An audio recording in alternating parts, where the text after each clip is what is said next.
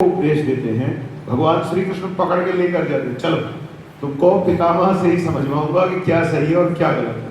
58 दिन तक वहां पर युधिष्ठिर महाराज को भीष्म जी ने उपदेश दिया। वो मना कर रहे थे कि कैसे हो सकता है भगवान, आप खड़े और उपदेश मैं दूं, ये कैसे होगा। लेकिन भगवान ने कहा मैं ही चाहता हूं तुम ये करो। तो फिर भगवान की इच्छा मानकर, आज्ञा मान करके भीष्म जी ने यथा योग्य उपदेश दिया। सत्यवादी जितेंद्रियः अद्भिराविरवाप्नोतु पुत्र पौत्र उचितां क्रियां। मैं प्रतिदिन भीष्म पितामह का भी तर्पण करता हूँ।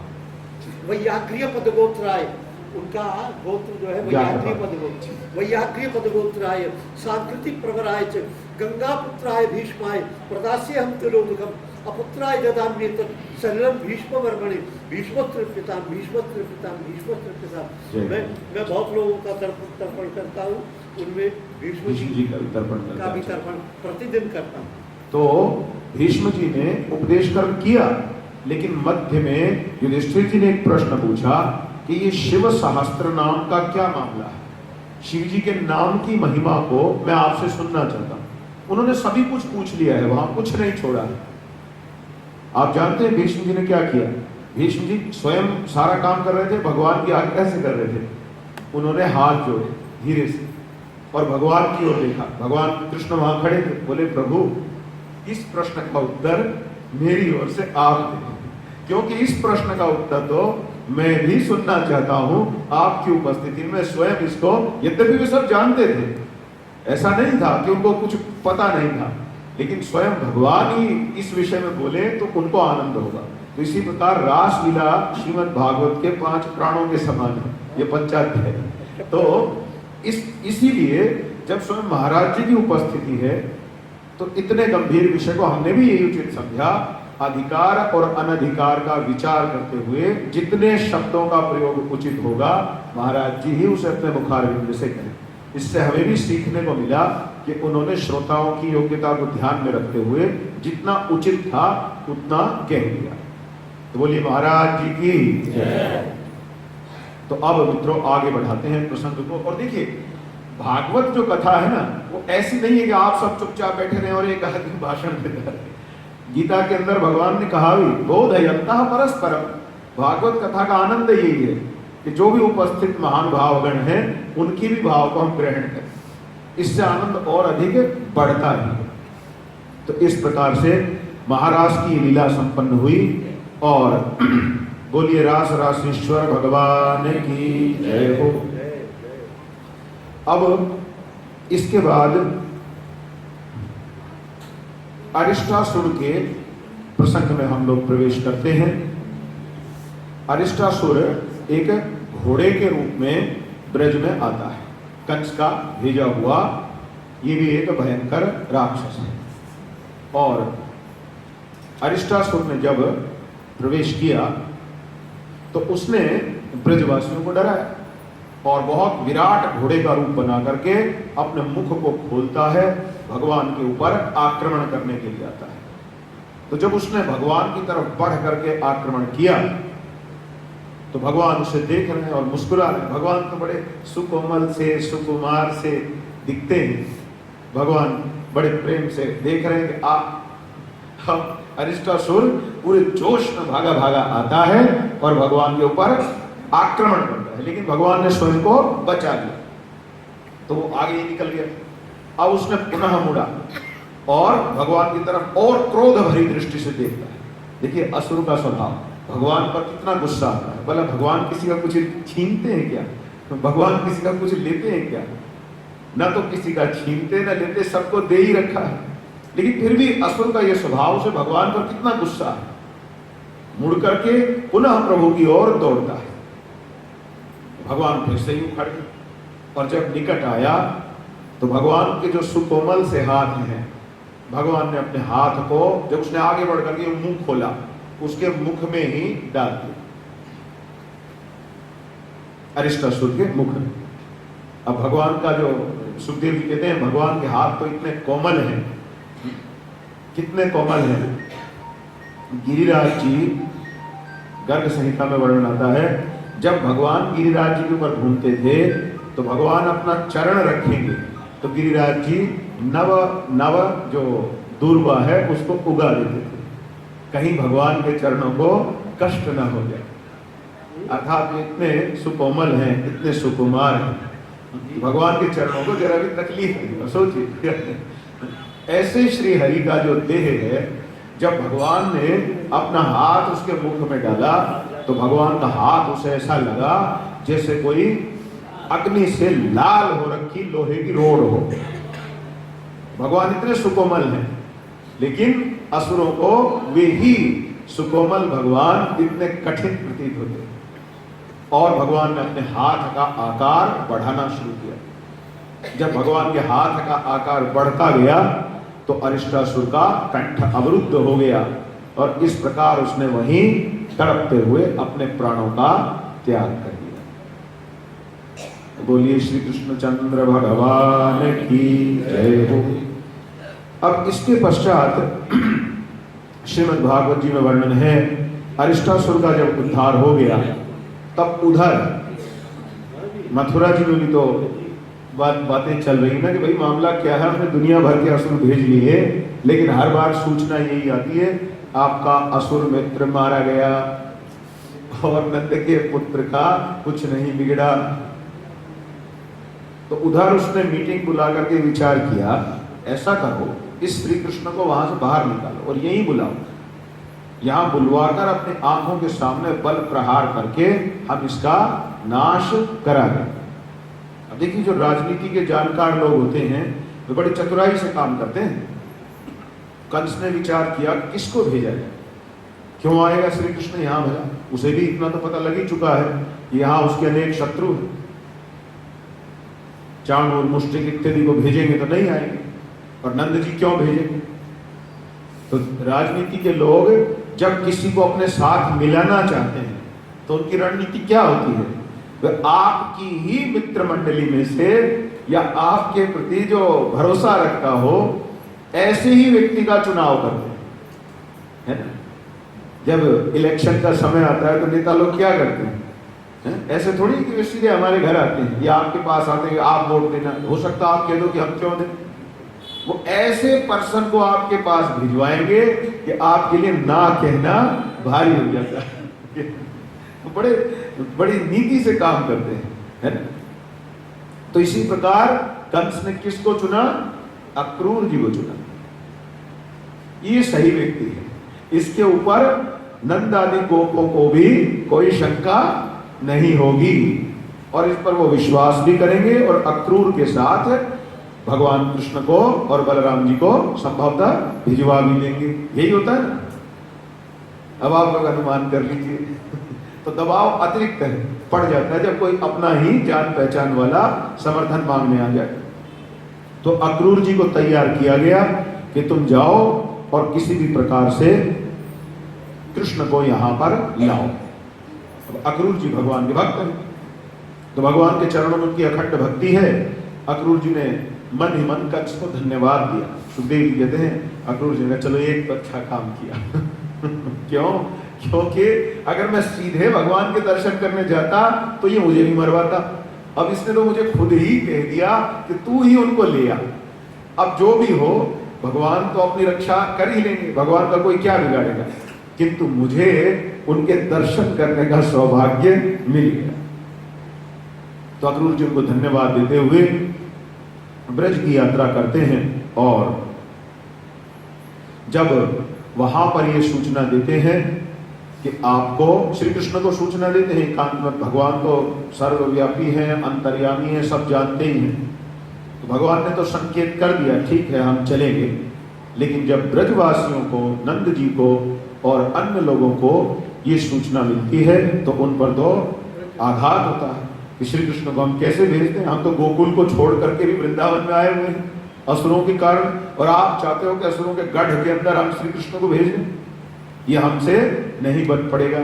और यशोदा जी तो स्वप्न में भी नहीं सोच सकती कि श्री कृष्ण को एक दिन के लिए भी अपने से दूर रख सके। लेकिन जैसा मैंने आपसे प्रतिदिन कहा है, भक्ति ज्ञान और वैराग्य से प्राप्त विवेक की साधना कि बल पर ही अध्यात्म में प्रगति की जा सकती है, और भगवान इसका भी आदर्श प्रस्तुत करते हैं। यद्यपि अपने ब्रजेंद्र नंदन स्वरूप में वे श्रीधाम वृंदावन का कभी त्याग नहीं करते, लेकिन यदि व्यवहार की दृष्टि से देखा जाए तो भगवान वृंदावन से आते हैं। यद्यपि ऐसा कहा जाता है वासुदेव मूर्ति ही बाहर आती है और ब्रजेंद्र नंदन तो वहीं पर वास करते हैं, अपना उनका जो विस्तार है वही मथुरा, लेकिन फिर भी सामान्य दृष्टि से हम कहें तो भगवान ने जब अनुभव किया कि अब मुझे धर्म के विस्तार के लिए यदि मथुरा जाना है तो मैं अवश्य जाऊंगा, और अपने परम प्रेमी मित्र मंडली ब्रज मंडली को छोड़ करके भी भगवान इधर आने का निर्णय लेते हैं। अब इसमें थोड़ी सी बातें हैं जिन्हें कहना आवश्यक है और न कहें तो भी अनुचित होगा। देखिए, जो भगवान श्री कृष्ण का गोपियों के साथ संबंध है, इसे कभी भी साधारण स्त्री पुरुष के संबंध के साथ जोड़कर नहीं देखना चाहिए। अगर सीधे शब्दों में कहूं तो मल, सड़ा हुआ मल और जो ताजा ताजा बना हुआ हलवा है, ऊपर ऊपर से दोनों की शक्ल एक जैसी दिख जाए तो क्या कोई मूर्ख ये कहेगा कि दोनों एक ही समान पदार्थ हैं? नहीं कह सकता। इसी प्रकार से ऊपर ऊपर से भले ऐसा लगता हो कि जैसे लोक में नायक और नायिका का संबंध होता है, इसी प्रकार उन गोलोकपति भगवान का उनकी ही अंतरंगा शक्ति के विस्तार रूप गोपियों के साथ संबंध प्रतीत हो रहा है, तो ये एक समान हो गया। ऐसी त्रुटि कभी नहीं करनी चाहिए, अन्यथा अध्यात्म में सर्वनाश हो जाएगा। इसलिए गोपियों के साथ जो उन भगवान का संबंध है वो आत्मा और परमात्मा के अंतरंग संबंध में रस का साकार रूप है। उसे कभी भी लोक में प्रकट साधारण स्त्री और पुरुष के मध्य जो वासनात्मक संबंध है उससे जोड़कर देखना उचित नहीं है। जैसे इंद्रधनुष केवल छाया मात्र है, उसकी तुलना हम क्या भगवान के शारंग धनुष के साथ अथवा हर के पिनाक के साथ कर सकते हैं? कभी नहीं कर सकते। इसी प्रकार से सामान्य वासनात्मक स्त्री पुरुष के संबंध की तुलना उन परमात्मा और आत्मा के मध्य अंतरंग संबंध के साथ करना उचित नहीं है, अन्यथा आध्यात्मिक उन्नति में बाधा ही पड़ेगी, आगे बढ़ने का प्रश्न ही पैदा नहीं होगा। ये जानना आवश्यक है। और इसी प्रसंग में अनेक लोग ऐसा सोचते हैं कि राधा जी का विवाह भगवान के साथ नहीं हुआ, वे तो बस यूं ही उनके साथ रहती थी, है ना, और बस वो तो एक अवैध संबंध है जिसे मानो भगवान ने ठप्पा लगा करके मान्यता दे रखी है। ये सब अत्यंत ही मूर्खतापूर्ण और दुर्भाग्यपूर्ण बात है। राधा जी का विवाह राधितो नूनम भगवान हरिरीश्वरः यन्नो विहाय गोविंद प्रीतो यामुनयत रहा। ये तो भागवत कह रहे हैं, अनया राधितो नूनम भगवान हरिरीश्वरः, इसने तो भगवान हरिरीश्वर की विशेष आराधना की हुई है, इसलिए भगवान हम सब गोपिकाओं को छोड़ करके राधा के साथ जी ये भागवत कह रही है जी। और राधा रानी के विवाह का प्रसंग ब्रह्म वैवर्त पुराण में श्री कृष्ण जन्म खंड में स्पष्ट रूप से दिया हुआ है। भांडीर वन में ब्रह्मा जी ने स्वयं श्री राधा जी और श्री कृष्णचंद्र जी का विवाह संपन्न कराया था। इसलिए ऐसी अनर्गल वार्ता करना कि श्री कृष्ण और राधा का तो यूं ही उल्टा सीधा संबंध है, इनका कोई विवाह नहीं है, ऐसा वासनाबद्ध प्राणियों के द्वारा फैलाया गया अनर्गल प्रलाप मात्र है। नहीं, केवल प्रलाप ही नहीं है, पाप मात्र है। पाप मात्र, सही कहा आचार्य। इससे अपना तो सत्यानाश कर ही रहे हैं, अन्यों का भी कर रहे हैं, क्योंकि सामान्य जनता को भी भ्रम हो जाता है कि भाई भगवान भी ऐसे ऐसे काम करते फिरते हैं। और कुछ एक भारत में ऐसे भी तथाकथित समाज सुधारक गुरु हुए हैं जिन्होंने कहा कि राधा श्री कृष्ण की रिश्ते में मामी लगती थी और उनके साथ श्री कृष्ण ने ये उल्टा संबंध बना लिया। ब्रह्म वैवर्त पुराण के बल पर ये सर्वथा असत्य बात सिद्ध होती है। इस पर महाराज जी हमारा एक अच्छा शास्त्रार्थ हुआ था, तो हमने उनसे कहा कि हम आपको वचन देते हैं, आपके पंथ में आ जाएंगे, अपना स्वधर्म भी त्याग देंगे यदि तुम ये सिद्ध कर दो कि श्री कृष्ण और राधा जी का जो संबंध है वो इस प्रकार अपने ही रिश्तों में बना हुआ संबंध है। मामी को छोड़िए, तुम किसी भी रिश्ते में उनके साथ उनको जोड़ के सिद्ध कर दो, लेकिन शास्त्र के वचन के बल पर, यूं नहीं कि बस फलाने ने कह दिया ढिकने ने कह दिया। यदि शास्त्र वचन मिल गया तो हम मान लिए। तो आज तक भी वो ऐसा कोई प्रमाण दिखा नहीं सके। उल्टा उनके इन अवैध वचनों का खंडन करने वाले प्रमाण शास्त्र में उपलब्ध है। ये बातें जाननी आवश्यक हैं, क्योंकि बहुत सारी उल्टी सीधी राधा के स्वरूप पर सुनिए राधा के स्वरूप पर मैंने अपने शोध प्रबंध में बहुत विशेष लिखा हुआ है जी। सामान्यतया, और वो मैंने लिखा भी शास्त्री स्वामी जी, मेरे चाचा जी, उनके उनके उनके उनके द्वारा मेरे को बताया गया और लिखाया गया है। अब उसका रसास्वादन कराने के लिए उसको दोबारा प्रकाशित कराना पड़ेगा तभी सबका अंधेरा मिटेगा ना जी। तो ये बातें जाननी आवश्यक है, क्योंकि मैंने देखा है कभी कभी जो गंभीर आक्षेप राधा जी के ऊपर किए जाते हैं अथवा हमारे सनातन धर्म के परमात्मा पर किए जाते हैं, ये बड़ी चिंता की बातें हैं, ये छूट जाते हैं, इन पर चर्चा नहीं हो पाती और लोग न जाने क्या से क्या उल्टी सीधी अवैध बातों को आगे बढ़ाते जाते हैं। इसलिए यदि कोई कहे ऐसी उल्टी बात, केवल मात्र बात, आपने कहा उल्टी बातों को बढ़ाते जाते हैं, केवल बातों को ही नहीं बढ़ाते, अपने पापों को भी बढ़ाते जी। जाते हैं। वो फिर भगवान को प्रमाण मान करके और स्वयं भी उल्टे उल्टे काम करते हैं और सोचते हैं जब भगवान ने ही ऐसा कर रखा है तो हम पर क्या दोष आएगा, जब भगवान का कुछ नहीं बिगड़ा तो हम भी ठीक है। और उन्हें लगता है कि यमराज जी के आगे जाके कह देंगे कि लो देखो जब भगवान को तुम कुछ नहीं कहते तो हमें क्यों कहते। परंतु ये सब असत्य बातें हैं, इनके आधार पर कभी भी जीवन में कोई अनुचित आचार नहीं करना चाहिए। अब आगे बढ़ते हैं, देखिए।